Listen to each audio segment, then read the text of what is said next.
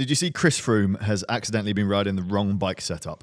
I did, yes. He's been riding for the Israel Premier Tech team since 2021 and hasn't been on great form since joining, so this might be just an excuse.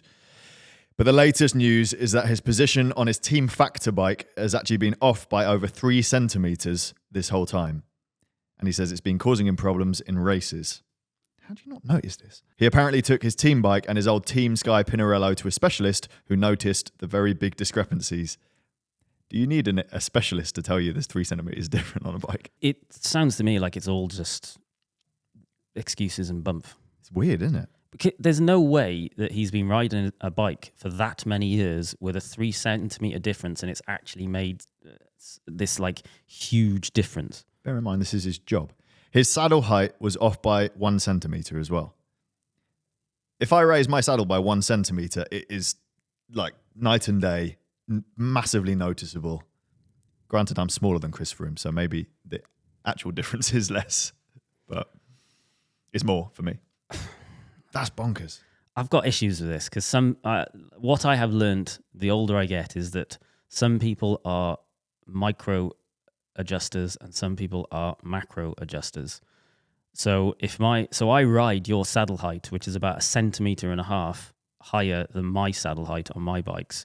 And, granted, if I was doing a 10-hour bike ride, it would probably have an impact. But the stuff that we're doing around here and testing bikes and things, I don't even notice.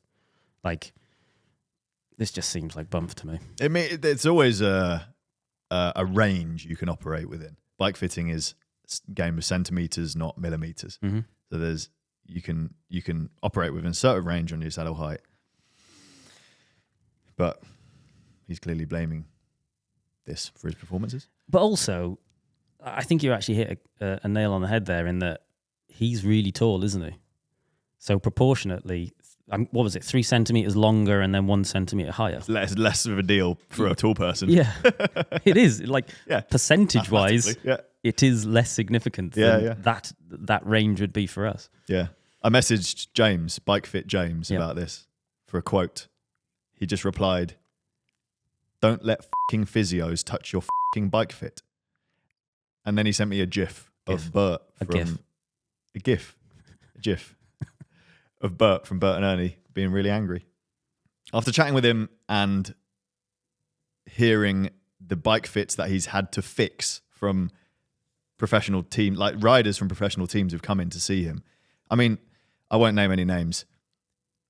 There was one guy who came in, World Tour rider, and he changed his frame size by 2 sizes.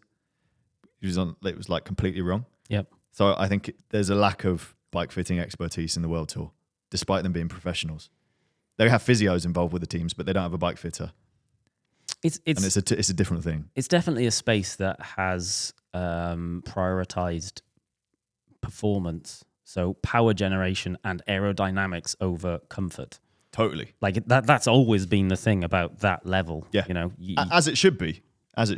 Well, I mean, unless you want longevity in your career, or you don't want to end up with back problems later in your life and things like that. There's a lot to be said for outside after your cycling is done. That is a big important thing, surely. Like if you're riding a position that means you are going to have knackered knees, or I guess if you broaden it to more than just cycling or just professional sports people, if you're doing stuff to your body that means like think about gymnasts.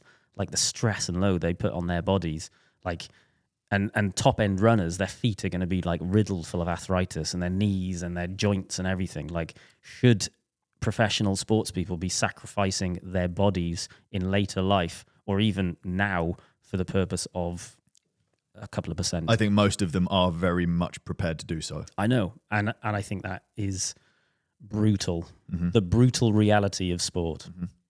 On the topic of blaming his equipment, Chris Froome has blamed Israel Premier Tech's equipment and mechanical issues before for poor performances. He didn't blame them this time, maybe because he's learnt a lesson, because there was a bit of a war of words, and the co-owner of the team said that he wasn't very good value for money after he said that they were crap. So, I mean, it's a tricky, as a professional sports person on a pro team which has sponsors, part of your job is to just say nice things about the sponsors. It's you're a spokesperson for the things you're riding and the bike you're riding and the kit you're wearing and the helmet and glasses and all that stuff. You should, doing this will compromise that job completely. Here's a question. Who's responsible for getting that correct? He didn't blame the team this time, but is it his responsibility to make sure his position is correct? Is it the team's responsibility? I would like to think it was his. I agree. If I was a professional athlete, I would be going, well, my fit is important to me. Even if I have to spend money on getting the bike fit I'm happy with, then I would do that. Especially if I was on £1 million a year. You just go, all right, okay, bike fit James, I'm flying you out to Monaco, you doing my bike fits. But also, like, as a normal person, when you get a new bike, the first thing you do is you get your old bike, your original bike, and you measure it up, and then you adjust your new one to the height of your old one. Literally, yeah. Literally. I think if you're a World Tour pro and you're pushing that many watts and you have that amount of conditioning, it masks a lot of bike fit problems. So a lot of riders don't consider, or they don't see a need to see a bike fitter until something goes wrong, until there's a problem. So he's been suffering with back pain apparently on longer rides. Yeah. He didn't know whether it was just because he's 38. Yes, well, 38 definitely. and ridden a position which for a long time you can get away with it, but later in life you can't, can you? So I don't see why a physio isn't the appropriate person to do a bike fit. ask James, get him on this podcast. He hates that physios touch people's bike positions. On paper, they are significantly more qualified to be able to do it. Work on paper, sure.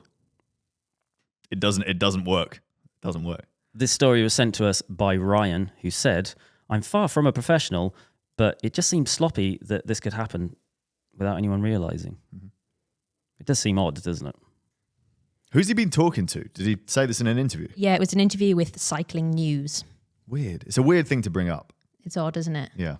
Does he need to just Go on, say it, pipe down. pipe down and retire gracefully is what I wrote on the sheet. Savage. Probably. Nah. Well, you know, I'd still like to see him do well. I would too. Mm. Yeah. Is he the same? So he's the same age as... Is he 38? Yes. God, he looks about 45, doesn't he? His contract expires in 2025. Wow. I think he was a little bit frustrated because he wasn't getting selected. I think he had a big crash, didn't he? At some point, and then he kind of hasn't really got back into the game after that.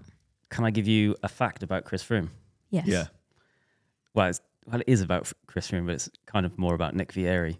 One of Nick Vieri's claims to fame, so he used to be an elite bike racer at junior level in South Africa, where he used to race against Chris Froome, and he always talks about how Chris Froome used to be rubbish as a junior and Nick used to beat him all the time.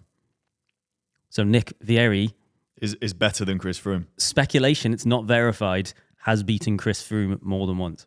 His bike fit's better as well.